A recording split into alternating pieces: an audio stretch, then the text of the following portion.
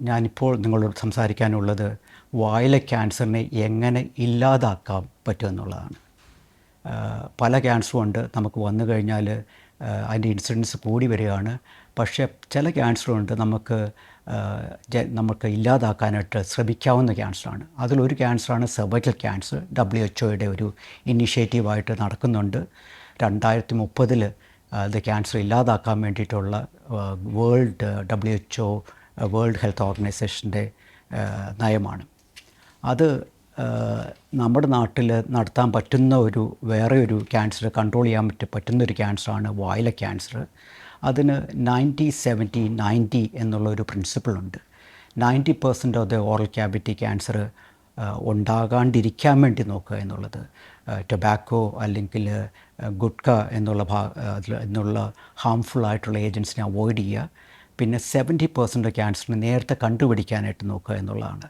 അത് നമുക്ക് ചെയ്യാമെന്നുള്ളത് നമ്മുടെ തൊട്ടടുത്തുള്ള പ്രൈമറി കെയർ ഡോക്ടേഴ്സോ more than primary care doctor ഡെൻറ്റിസ്റ്റുമാരുടെ അടുത്തേക്ക് പോയി കഴിഞ്ഞിട്ട് വായിലേതെങ്കിലും വെള്ളപ്പാടോ ചുമന്ന പാടോ വ്രണമോ 2 ആഴ്ച കൂടുതലായിട്ട് വ്രണമോ ഉണ്ടെങ്കിൽ നേരത്തെ തന്നെ കാണിക്കുക. നേരത്തെ തന്നെ അത് ക്യാൻസർ ഇല്ല എന്ന് മനസ്സിലാക്കുക. പിന്നെ മൂന്നാമത്തെ സ്ട്രാറ്റജി എന്നുള്ളത് 90% ഓഫ് ദ ഈ പ്രീ ക്യാൻസർ മുമ്പുള്ള സ്റ്റേജിൽ തന്നെ കണ്ടുപിടിച്ച് അതിനെ ട്രീറ്റ് ചെയ്യുക. ക്യാൻസർ വന്നാൽ അത് കംപ്ലീറ്റ് ആയിട്ട് ട്രീറ്റ് ചെയ്യുക എന്നുള്ളതാണ്. അങ്ങനെ 90-70-90 പ്രിൻസിപ്പിൾ വെച്ച് നമ്മൾ ഇംപ്ലിമെൻറ്റ് ചെയ്യുകയാണെങ്കിൽ നമുക്ക് ഓറൽ ക്യാവിറ്റി ക്യാൻസർ എലിമിനേറ്റ് ചെയ്യാൻ പറ്റും. എലിമിനേഷൻ ഓഫ് ക്യാൻസർ എന്ന് പറയുന്നത് ഇറാഡിക്കേഷൻ അല്ല, കംപ്ലീറ്റായിട്ട് മാറ്റുകയല്ല, പക്ഷേ ഒരു പബ്ലിക് ഹെൽത്ത് പ്രോബ്ലം അല്ലാതെ ആക്കുക എന്നുള്ളതാണ്. WHO കണക്കനുസരിച്ച് അതിൻ്റെ ഇൻസിഡൻസ് 100,000-4 കുറയ്ക്കുക എന്നുള്ളതാണ്.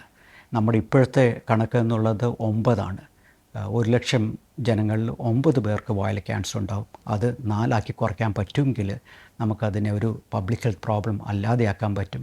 നമ്മൾ ഒരുമിച്ച് കൂടുകയാണെങ്കിൽ കേരളത്തിൽ അത് നടത്താൻ പറ്റും.